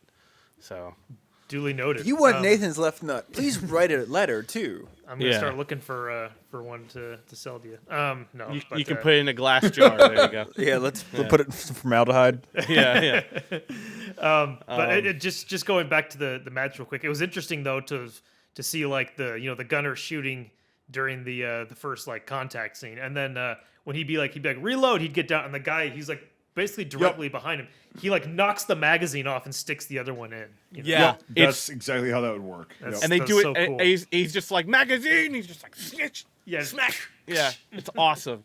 I love that scene. Yeah, Yeah, it's that great. was really fucking cool because that's how a gun crew would work back then. Yep. There's a similar scene in Bridge Too Far of a Bren crew. Oh, I haven't seen that in so long. Yeah, if the Bren gunner had a crew, like that's that's how it would work because it's like, hey, I'm just gonna keep on target. I don't want to fucking get off target because I'm reloading. And The so, BAR bam. is kind of funny because it's like kind of a one Right. system. Well, it was made But initially it's heavy to, as a Bren, but right, but it was made initially to have somebody loading like the show, the CSRG 15. That's what it was made to like do, but like it's so fucking awkward. It's so hard unless you're the actual gunner. It's hard to reload that. So yeah, it's. Here's the really cool thing that I like about the Madsen as a whole is that, well, for me particularly, I'm left-handed, so this is for once, an actual top-loading LMG that the sights are in the middle and not on the far left side of the gun. And for me, being a left-hander, if I shoot like a ZB-26, a Bren, I have to crane my head all the way to the left side of the stock just to be able to look down the sights. But on this, it's open. The magazine feeds on the left. Me being left-handed, it's a clear shot all the way down, and it's like an awesome freaking sight picture for me because being southpaw. But I know that's like no one gives a fuck in here but me about that. But that's the other cool well, thing it's an about it. easy fix. Just don't be strange and shoot with your right hand. Yeah, true. So this is where it kind of gets confusing because you see MG34s being befonged and actually being Correct. befonged because you can tell when something's CG. You barely saw anything really CG'd in terms of the fire Those are of this B-fongs, film. yeah. It makes you wonder though, why couldn't they just pull that off and then have the guy if you want to show an exactly. LMG, like did they just not have a bipod? You know, like. Just things like that. So it's like, or was this the reenactor and the vehicle owner was like, "Don't you fucking take the MG off my thing." There's a lot of things that could happen. I guarantee you, there's a flood in Denmark just like here in the States. So like, there's like. Well, but like here's the thing: is like they had We call so them many le boomers over 34s. here. We call them what? Le boomers over here. Le boomers. Le boomers. Yep. Le boom. But like, if you can have these on the armored cars and they're not fucking CG and they're B-fongs, why a different scene can you not have a 34 crew? Like I mean, I think Moving there's a number of things, like you said, maybe in terms of the owners of the weapons or whatever. But like, I think that maybe it was a thing to where it's like we want to show the 42. yeah, the tenacity of the enemy, sort of Yes. thing. Yeah. Who's gonna know? Who's that big of a nerd? Who's gonna know that? Yeah. Us fucking retards sitting here. Yeah. He should also be in a Panzer wrap. Oh, really? What, like in the Yeah. shell? Would thing? armor? I mean, Okay, so Brian, serious question. I'm not trying to be a fucking idiot, but like I don't know. An armored car crewman would be in a Panzer rep at this point. The early war Panzer hat. I know what you're talking about, but like really? Yep. Yeah. Reconnaissance through division. Can I also Gray? Yes. like would that guy? I don't know. He's not really even using the sights. Would his head be that far out like that? Wouldn't he want to be like? No. No. Oh not God. at all. No. Yeah. God. I've like- been in a 222 in it before, and yeah, you don't have to get that exposed. Yeah. You really- I mean, like he can't. He's not even looking down the sights. Like you can't really shoot that low in a 222 as well because you quickly hit the top deck of the armor. So they're not too useful. You really have to defilade your position, but then you expose the inside of the turret. It's a lot to talk about, but no, you do not have to be that exposed to use it. You're supposed to be underneath those cages, which are to deflect grenades, which actually aren't made right because originally they have some depth. They're like 6 inches tall, and then they're that wide. So that's definitely a made vehicle, but yeah, no, that's completely wrong. Panzer crews did have helmets that they would use on occasion, and just like American crews, they would leave them on the outside of the tank, and then artillery would happen, and then they get shelled or they get destroyed and stuff. Some crews actually modified helmets with radio in devices a and recon stuff, but crew like this, like a forward like recon crew. Black Panzer uniforms. Yep. Huh. And they'd be It would be berets. Yeah. Feldgray and Panzers really only comes into effect with Stoke crews because Stoke crews and assault guns were not deemed to be tanks; they were deemed to be something else. And mobile artillery, those guys you see would wear Panzer Gray, but usually everything else Black. with the turret would be black. Yeah, if it has a turret, it's black usually. So, Okay. and there are some funny instances too where like you get a dispatch rider from a Panzer unit who has a Panzer wrap, but he's on a motorcycle. Yeah. Well. Like, you Yeah. get some- Yeah. Or Yep. he's wearing a black cap and felt gray uniform. But he's also an armored crewman. He's just doing a job. yeah, He's qualified to be an armored crewman. it gets therefore funky, he's- and especially when you also have Panzer. Well, they call them Combies in the SS, but they're Combies, basically yep. overalls. Yep. And the Germans had ones for Panzer crews as well in the other part of the war that were Feldgrau. But yeah, that was later though, And right? everything, and it was a little later, but this was around this time, 41. A lot of the early Tiger crews used them. The SS Tiger crews used Kriegsmarine uniforms, and the Army ones they used a lot of the Feldgrau suits and stuff. And long story short, All right, yeah. that Yeah, guy's no, wearing the wrong uniform. Well, like, yeah, he's It should be black. He's not If it wearing has the a wrong turret one. in the German army, that you should have black on. okay. Yeah, the guy in the 2-3. scout car. Yes. Okay. Yep. The radio Okay. version, because you can see that it's got the radio. on So this I didn't like because I'm sorry, we're going down to the MG42 that we were talking about. So it's a sole MG42 machine gunner. At this point in the war, I'm pretty fucking sure he'd have a crew with him. Yeah, it's like as early can be for war. Right. So yeah, The MG doctrine is very early on because the whole entire MG doctrine was from the start with the 34, which is from the start of the war. So he should have technically, I mean, yes, could there be a guy by himself? Absolutely. In terms of a crew moving together, though, if no one's been killed, it would be a gunner. It would be a gunner, ammo bearer, close, and then it would be 2 to 3 to 4 ammo guys as well on the left and the right, who would also act as riflemen left and right. So We're just gonna imagine, because historically accurate, it would be a 34. And also, he wouldn't fucking be right here on the side of the goddamn road. No way. Because Doctrine was like, well, you support the entire infantry movement. So remember, there's also flanking maneuvers on the left and right side of the road. So technically, it's not a bad place to be. Technically, as a machine gunner, on that. I mean, I'm not going to argue with you because you have your life, but I'm just saying with the German doctrine, it would be a viable vantage point of suppressing enemy on the road. But it's also a very obvious point, and then you're the most casualty producing infantry product. You know, sure, yeah. And so it's like, again, we're assuming this is a 34 at this point, because the 42.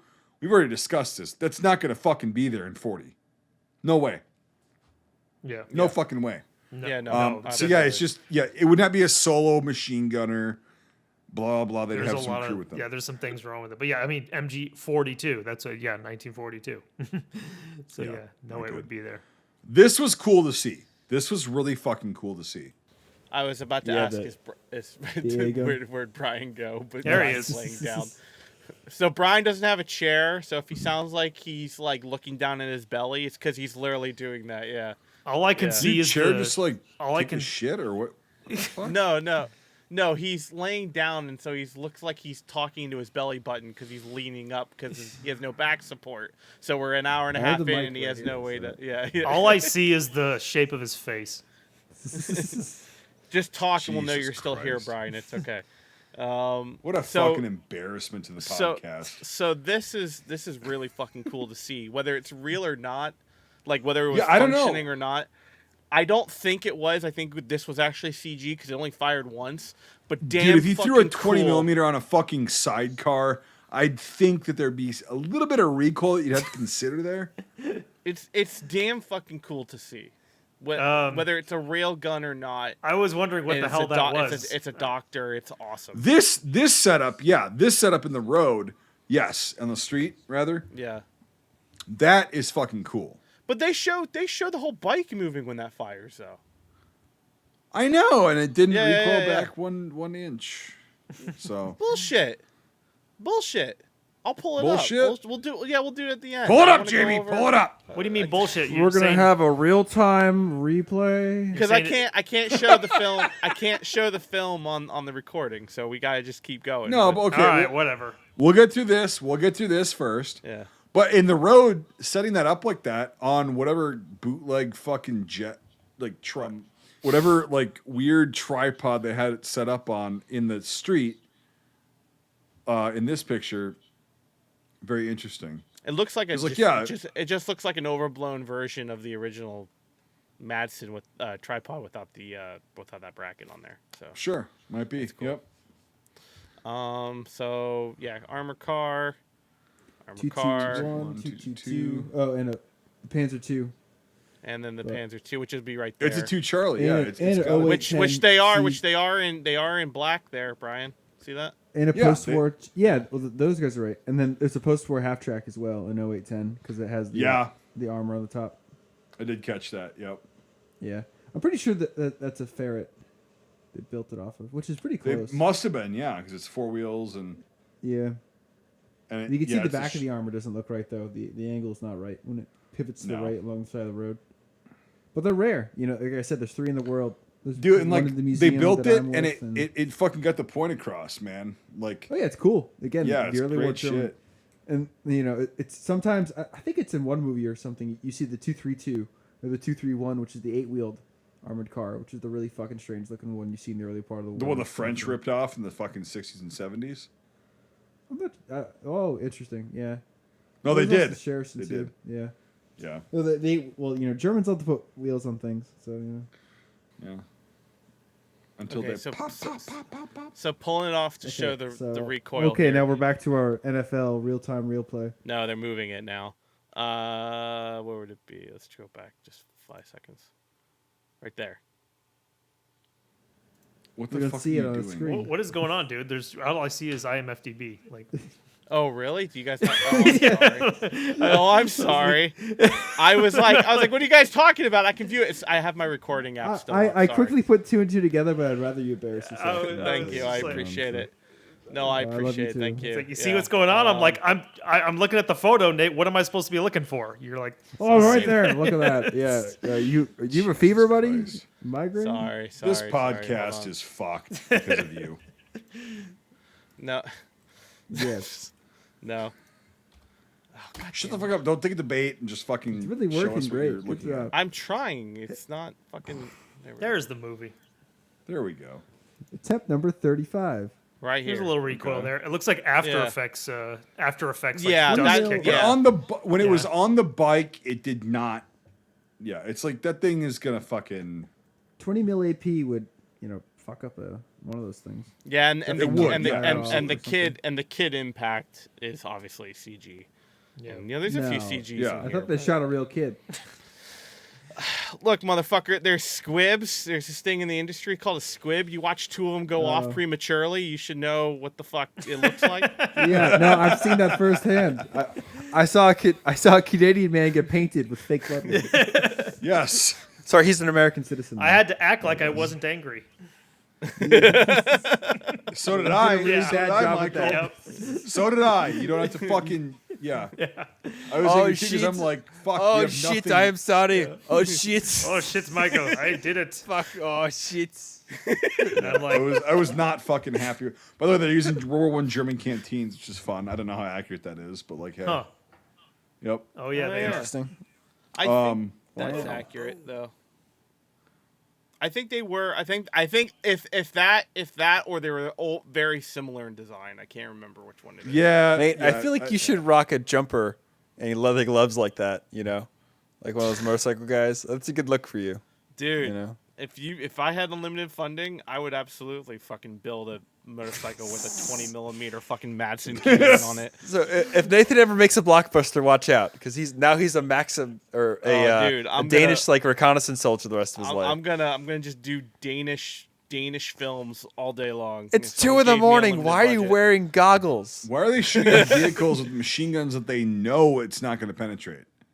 That's what irritates Well, me. hey, no, okay. Remember, there's a good reason to shoot an armor with a machine gun because of periscopes. You can quickly blind an Really? armor crew. Well, they didn't especially do an that. experienced one. That's a Panzer 1C. Well, they didn't That's a 'cause- Panzer 1C. That's a Panzer II. It's a 2? Yeah, it's a Panzer II. Even though that is built, obviously, I still am very impressed by it. So It's not bad. Pretty It's sure, too big. I'm pretty sure it's supposed to be a Panzer 1 Charlie. we have seen Definitely higher a Panzer budget II, movies but- do it a whole lot worse. Like that's the thing Yeah. about this movie. Oh, It's like- God. Yeah, like, I'm not Yeah. bitching about it. I'm just saying it's built up and whatever. No. But like I think that's what always makes me so. I can turn this film on any day and be happy that I'm watching it because it's just like there's. I don't want to say like nothing that doesn't like movies that make the mistakes don't have heart, but this movie just feels like it just has heart to it. And there's just effort on every Yeah, single they point. feel for the guys because they're like, they're literally fighting against, it's like David and Goliath, except they're not going to get lucky. Right. Yeah. You know, like they're not going to get lucky. And these guys are so fucked. They're so tired and it's sad, but like, at least they're trying.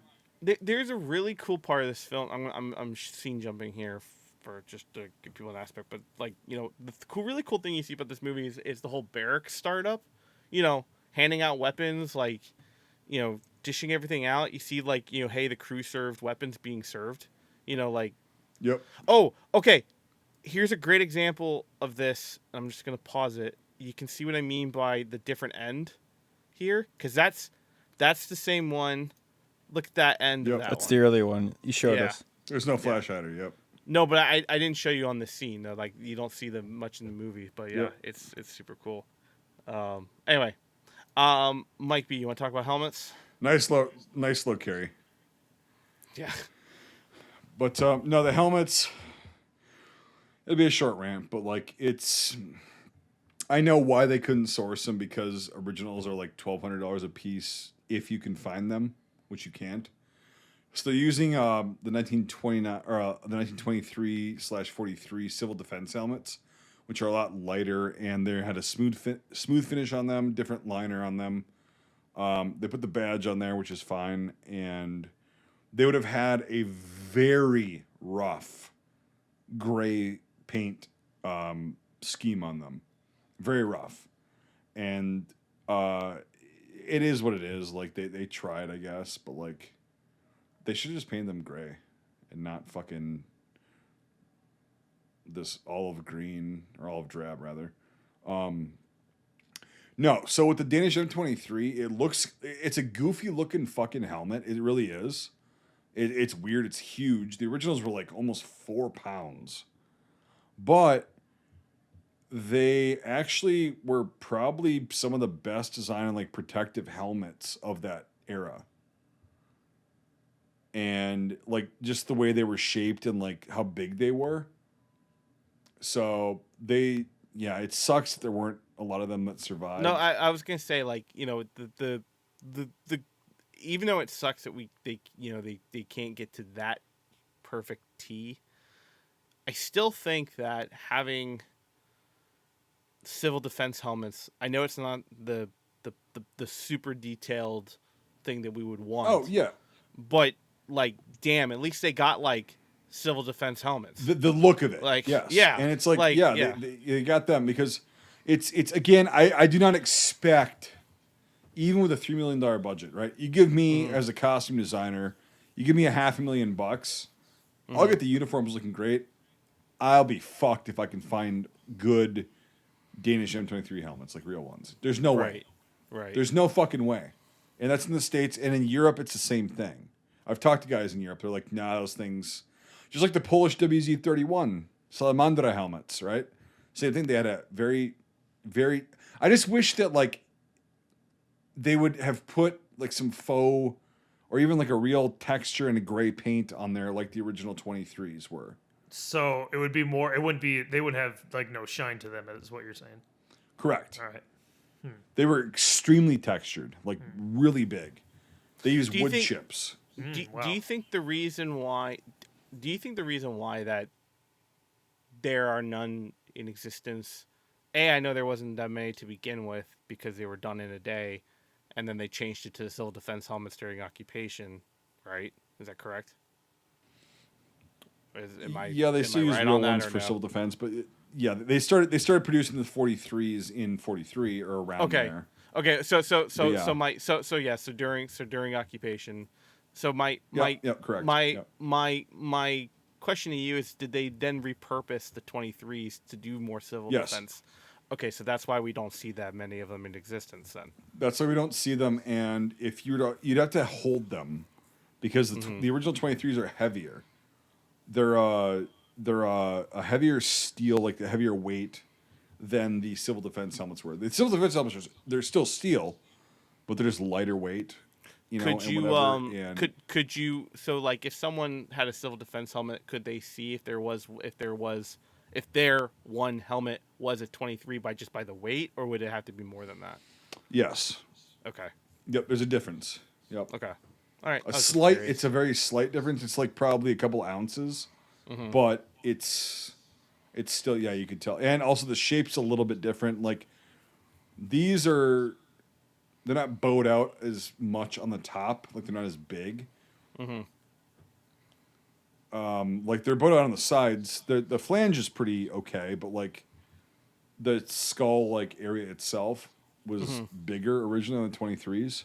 Right. And now, but again, it's like not by much. Like you have to be a really fucking retarded nerd like myself to kind of see that. But that's also why I think it was one of the best. Excuse me, I'm burping. Best designs, because if you got hit with it, I don't know the grade of the steel. I've never ballistically tested one, and I'm probably never going to. But like, if you get a dent and your head is away from the metal, it's not going to affect you at all. Like you'll get some shock. Your ears will be ringing, and like you might get little double vision for a bit, but like it's not gonna like crack your fucking skull. Right. And so that's why I think the Danish M23 was one of the best design helmets of the Second World War. As goofy looking as it is, as big as it is. Yeah, and that's the thing. It's like having my civil one here that you helped me identify about a year ago and told me it wasn't real and crushed my heart in 1,000 bits. I told Devin that too, and he was like, "No, it's," and I'm like, "It's a civil defense helmet." But it is one of the most comfortable fucking helmets think I've ever worn, and I wear the M1 a lot, and I love this helmet. I would rather wear this helmet in anything than that. Well, the Danes, if you look at this, like they actually factored in like when you're prone shooting. That's why it goes way up in the back, right? And that's why I love it. Yeah. Yeah.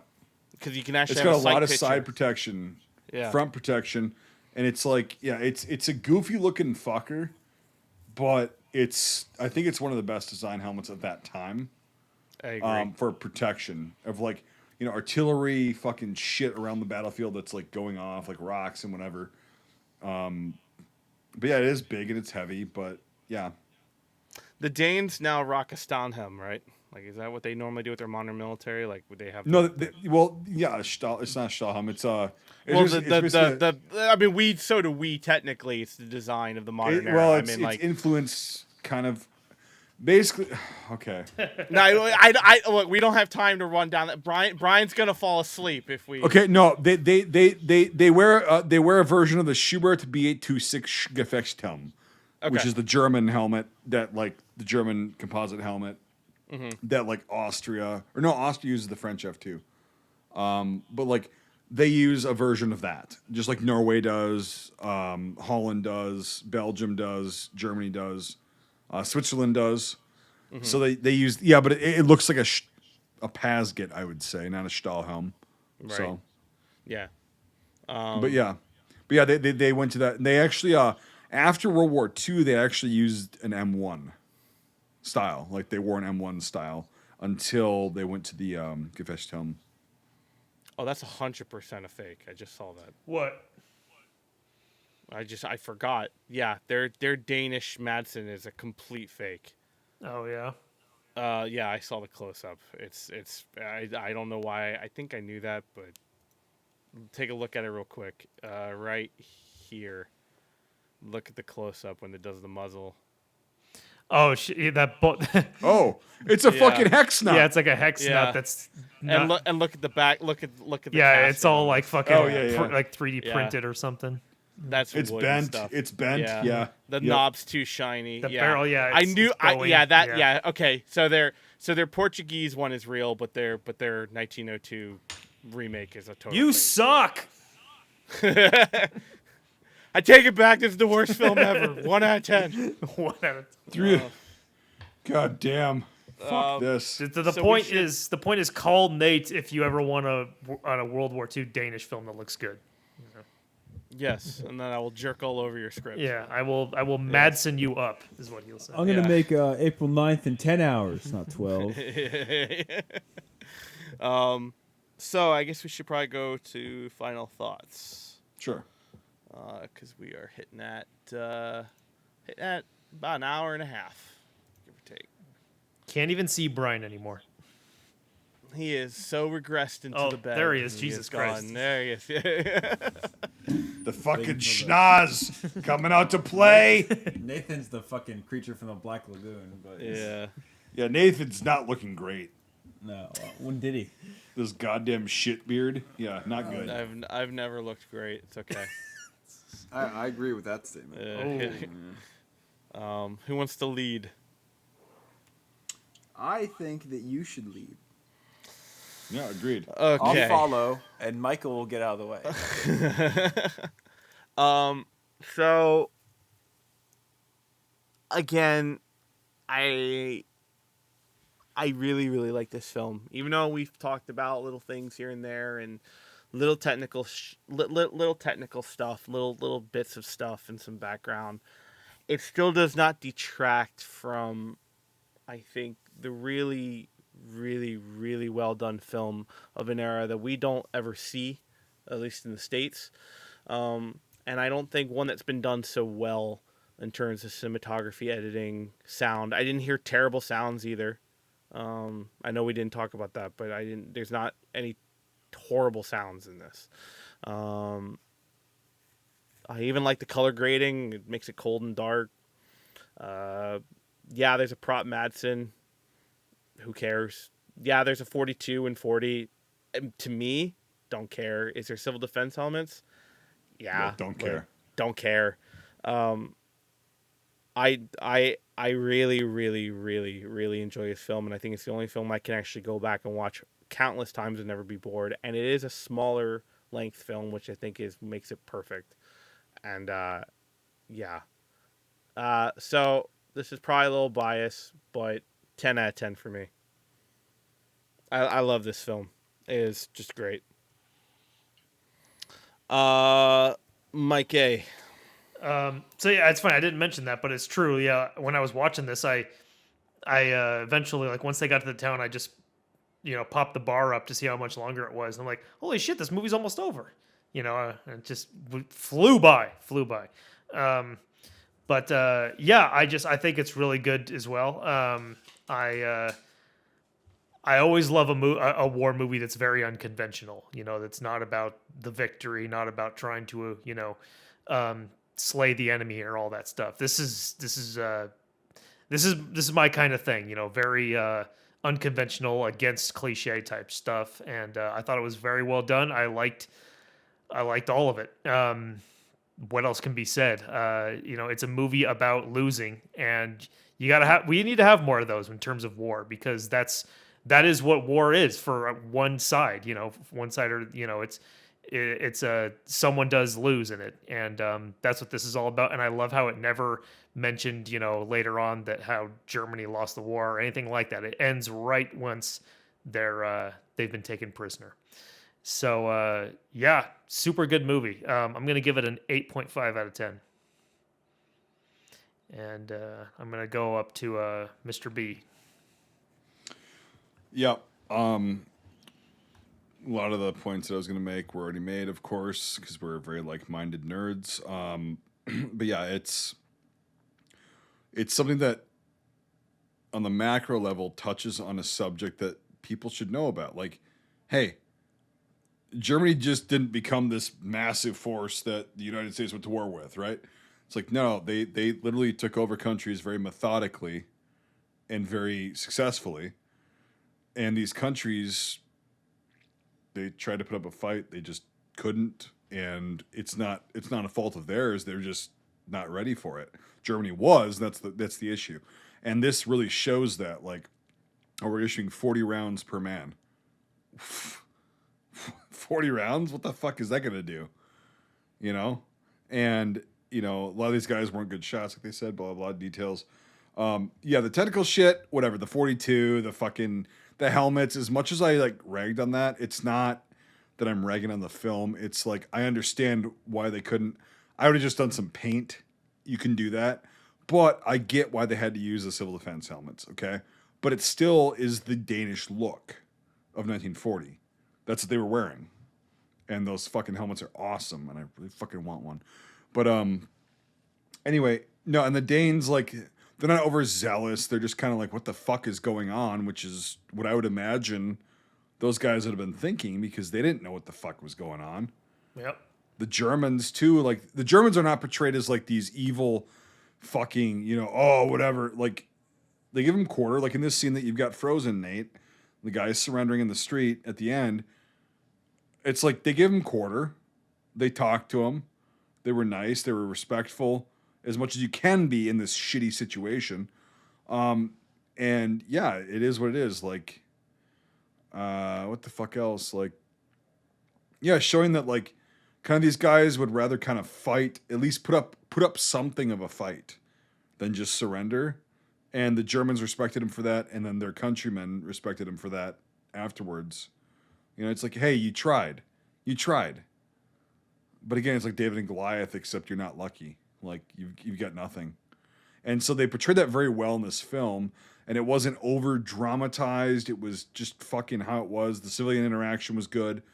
The combat was actually pretty decent because it wasn't fast paced. It wasn't like Saving Private Ryan or like whatever, where it's just like, oh, in your face. It's like kind of slow and whatever. It's not everybody's killing everybody in every shot.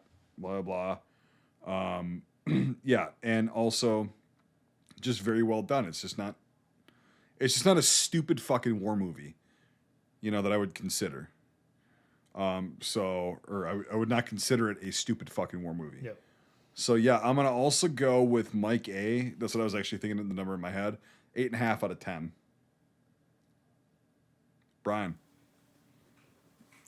Nice. Yeah, it's always hard to go last with these because everything else has been said, but it's a really great film. It really gets that early war period very well, and just the craziness of what Blitzkrieg did to the West. So definitely worth a watch, and it fits very well with other films about the early part of the war, like Dunkirk, the older one or the new one, Battle of Britain and everything. It really it's the first film to really watch if you want to talk about Blitzkrieg in the West. So awesome film. So yeah, that being said, I'll have to be cliche and I'll have to give it a 9 out of 10. It's just it's awesome. So definitely recommend that you watch it if you have any interest in the Second World War or history or military films in general. It's just really cool. And then you too will join the quest to get the Forbidden Helmet. So Good luck. If someone has access to a real Danish M23 and a Madsen, I'll give you both my testicles. Okay, you can put it in a jar. Give Nathan your address and you might get murdered. A full-blown neutering. Full-blown neutering for that helmet. Who the fuck wants those nasty dried up things, Nate? Jesus. It's not much of an offer, really. It's like 2 nutmeg nuts rattling in a jug. Yep. Putting the scores into the computer that will tell us if the Germans will be able to take all of Denmark in one day. We get a score of 9. So definitely Solid. higher on the scale. Yep. And Great film. Yeah, Great film. Watch it. There's no reason not to. Absolutely great film. Yeah. And in other films, I probably would dock it an MG42 of being like actually having a hindrance on the score. And I think the only reason why I don't hold it to the same candle is that it doesn't plague. It's not like the MG42 was in the scene for a long time. It's not the focus point. Yeah, but it's like one shot done. If it was like cut back to the 42, the engagement of moving around was the 42, then yeah, I'd give it a lower score. But no, it's great. So before Brian fades into nothingness, I think we will, before he becomes one with the bed that he is sitting on right now. I guess we will be on our way out. It's like The Thing. What's next? Master and Commander after this? We already did that. Yes. What the fuck? No. In release, that's what's coming out. Oh, Yes. okay. Next week. Yeah. Because someone who lives in Maryland who Hey, happens to be a co-host of the podcast. motherfucker! I'm gonna wait till 11:59. This is gonna go up on April 9th on the 83rd anniversary. Okay. Yeah, somebody did math and told me that he's going to leave the podcast unless we release it. On this day. So there you go. So next week we will have Master and Commander, and then who knows? Yeah. Master Commander, great film as well. So, dude, we've even hit some bangers lately. Yeah. Yeah, we some bangers I've never seen. So well, pretty cool. no, that's not true. No, that's Yeah, not true. We were brought way the fuck down with Fall of Berlin. I mean, Well, this is to counter that. okay, yeah. Okay. Hey, I put that out of my mind. It's already released. Who gives a fuck? Who gives a fuck? Let's never speak It's of that done. again. That fucking thing. Yeah. So but we've been hitting some fucking good shit lately. Yeah. So I think after that we're going to take to the skies. So I'm not sure. yeah, we should definitely start doing that shit. It's been a while since we've been off the ground. Is and then what? You're gonna throw me into the mud of Passchendaele? Is that what's gonna happen? You're gonna bring me down. You're gonna bring the cavalry charges of water. You're gonna bring me down with a fucking Peter Gross bomb squares. Yeah. Dude, Passchendaele is a fucking dumpster fire. And then we're gonna So paint I've our heard. faces blue and kill some British people. And Well, fucking Peter Gross is, or Paul Gross, or whatever the fuck his name is. He's the star actor of that. I think it was Paul, it was the same guy who did Hyena Road. I know. I'm Yeah. very well aware. Oh, Passchendaele. Yeah. He's front and center in his own It's movie bad. again. So Back in the fucking day before I knew what cinema was and like what a good movie was, I watched that film and I was like, this is fucking dog shit. I got. We need to bring back Devin. Yes. I got Yeah. curious and I looked up a scene and I watched him easily plunge through a human skull like it was literally like a Yes. sandbag. Yes. Yeah. Oh, you're just starting. You're just starting Now I'm excited. on the fucking idiocy of that fucking film. But yeah, we'll talk about this shit. You know, to not bore our fucking. We'll talk about it when we audience, actually have you to know? go through the dumpster fire of a fucking movie. I can already imagine it's gonna be awful. Oh, it's fun.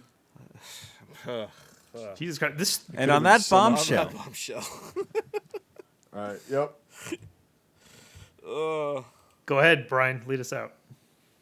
That's the bombshell because Brian's Oh. done. And then just goes silent. Just goes silent after that. catch you guys next week. Thanks for joining us. If you enjoyed this episode, make sure to leave a rating. Otherwise, Mel Gibson won't stop screaming. If you like this content, make sure to check out our Facebook, YouTube, and Instagram pages. If you want to directly support our work, make sure to check out our Patreon. All these links are in the description below. Until the next time, Scuttlebutt out.